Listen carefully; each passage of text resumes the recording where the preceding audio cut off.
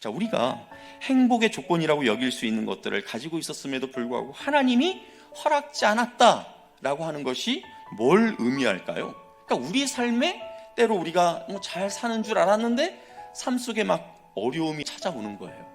자녀들이 잘 성장하고 있다 생각을 했었는데 자녀들이 막 곁길로 나가고 또 자녀들에게 이상한 일들이 막 일어나고 막 부모의 말을 안 듣고 막 그런 일들이 일어나는 거죠.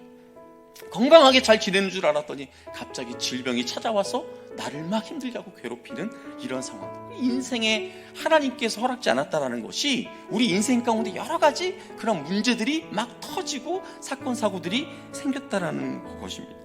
그런데 그때 우리는 어떻게 합니까? 욥처럼 우리가 의롭게 살지도 않았으면서 욥처럼 하나님을 향하여서 하나님 도대체 저한테 왜 그러시는데요? 제가 뭘 그렇게 잘못했다고 이러세요? 우리는 이렇게 따질 때가 있지 않습니까? 하나님 앞에서 우리의 이 불편한 마음을 쏟아놓으면서 우리가 기도할 수 있지만 우리 안에 있는 이 불평 또 하나님을 향한 이 섭섭한 마음이 근본적으로 해결되려면 하나님 그분이 얼마나 크고 위대하신 분이신지를 우리가 경험해야 한다라는 거예요.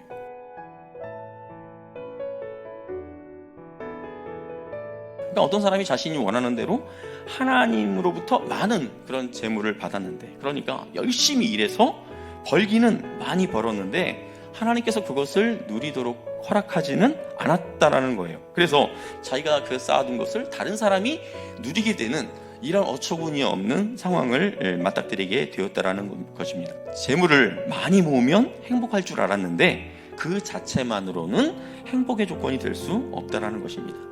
하나님께서 그것을 제대로 누릴 수 있도록 허락하지 않으면 그것을 통해서 온전한 만족을 누릴 수 없다라는 거예요. 행복할 수 없다라는 것입니다. 자, 그렇다면 인간이 행복을 누리지 못하는 데에는 이처럼 하나님이 막으시는 경우만 있을까?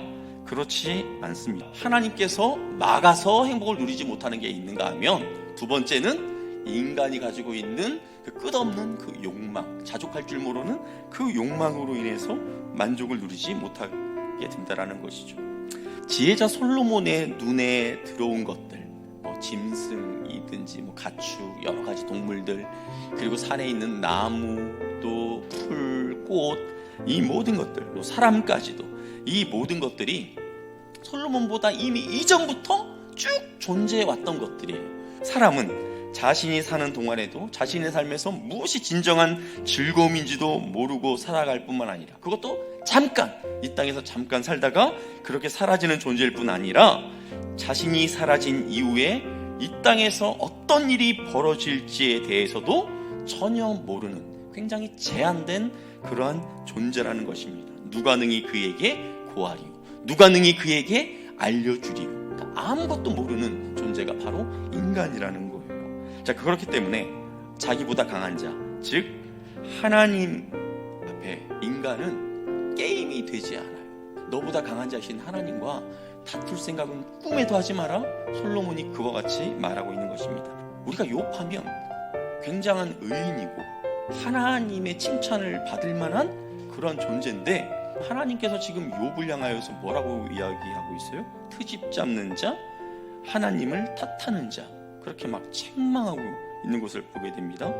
처음에는 갑작스럽게 자신을 찾아온 이 고난을 욥이 잘 인내하고 이기는가 싶더니 친구들하고 계속 이야기를 나누는 가운데 하나님을 향한 그 원망을 친구들에게 이제 쏟아놓기 시작을 합니다.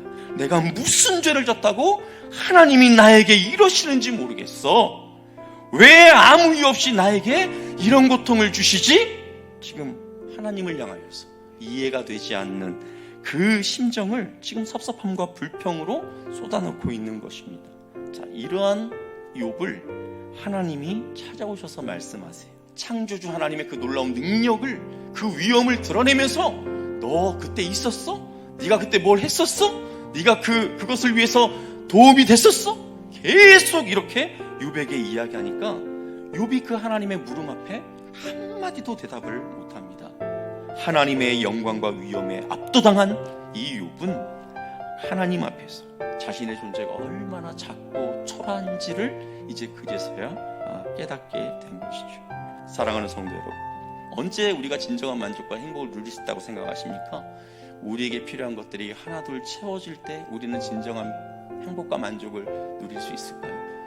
온 천지 만물, 이 땅 구석구석을 창조하신 하나님의 그 놀라운 능력, 나를 위하여 하늘 보좌의 그 영광을 버리고 이 땅에 오신 예수님의 그 사랑에 압도당할 때, 내가 하나님 앞에 기도하였더니 내가 뭐라고, 이 기도 가운데 역사하시는 그 하나님을 내가 체험할 때, 귀로만 듣는 것이 아니라 마치 내가 눈으로 본 듯, 내 온몸으로 체험한 듯 그 하나님의 영광과 그 능력을 내가 경험하게 되는 그 순간, 우리는 진정한 만족과 행복을 느끼게 되는 줄 믿으시기를 바랍니다.